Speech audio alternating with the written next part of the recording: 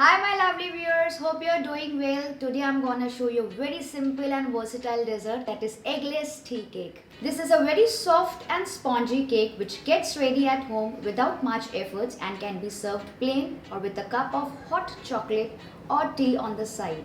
So let's see how to prepare this beautiful looking tea cake at home. To prepare this beautiful cake, first preheat your oven at 180 degrees Celsius. Next, here I am greasing and lining my baking tin with some butter paper for easy demolding. So grease it nicely all over. Keep this aside.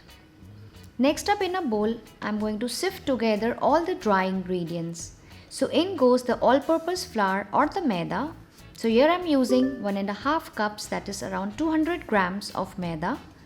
Next goes in a teaspoon of baking powder, half a teaspoon of baking soda, and sift all the ingredients well to ensure even mixing, and it should be free from any kind of lumps. This will also help in making the cake airy from inside. Once that is done, mix it well and keep it aside. Next up, in a bowl, we'll take the sweetened condensed milk. So here I'm using the small tin of sweetened condensed milk, that is around 200 grams, along with 4 tablespoons of butter. So today I'm using this salted butter, but if you're using the unsalted butter or ghee, then you can add a pinch of salt to it. Whisk this mixture really well for about a minute until it turns little pale in color and slightly fluffy in texture. So keep whisking it. And if you want your cake to be more sweeter, because here I am adding some sweetened condensed milk, then you can also add half a cup of powdered sugar to it. But I like my tea cake to be little less sweet, so I am not adding any kind of sugar to it. But if you like your cake to be little sweeter, then at this point of time you can add half a cup of powdered sugar, that is around 100 or 120 grams of sugar to it. Now to this wet mixture, we'll add in the dry ingredients in 2 batches and again beat it well. So first I'm going to add the first addition, mix it well and again beat it well for a while, and then add the second addition and again mix it. After adding the second addition, we'll also add in the milk gradually to adjust its consistency. So here I'm adding half a cup of milk, that is around 120 ml. Keep adding the milk little by little until it's fully used and the batter becomes thick, smooth and flowing consistency, just like this. You can see this is how it looks. Do not overbeat the mixture. Lastly, I am adding 3 to 4 tablespoons of milk powder. It's optional, but it really gives a nice creamy texture and taste to the cake, just like the mawa cake or the cakes which you get in the bakery. Mix that as well. So here I'm using some milk powder also. That's the reason I've not used any powdered sugar. But if you want, you can use some powdered sugar also. Then for flavoring, I'm adding some vanilla essence and mix well. Instead of vanilla essence, you can also use little cardamom powder for flavoring.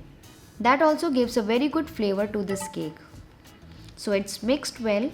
Our batter is ready. You can see this texture, thick pouring consistency. So it is ready to pour into the prepared cake tin or the loaf tin, whichever you are using. Then even it out on the top to level it out. Tap it a bit for a few times on the platform to release all the air bubbles, if any. And then I am going to sprinkle a very few chopped nuts on top. So today I am using this mixture of cashews, almonds and pistachios for garnishing, but this is completely optional. Now this is ready to go into the oven and bake at 180 degrees Celsius for about 30 to 35 minutes, or until a toothpick or knife inserted comes out clean. It's been 35 minutes. Let's remove and check. You can see this beautiful golden brown color on top. And I'll just insert a knife and see if it comes out clean, which means it's baked well. Remove it out and let it cool down for about 10 to 15 minutes before demolding it. For demolding, run a sharp knife around the edges to loosen the sides. And I'm going to turn it upside down onto a plate.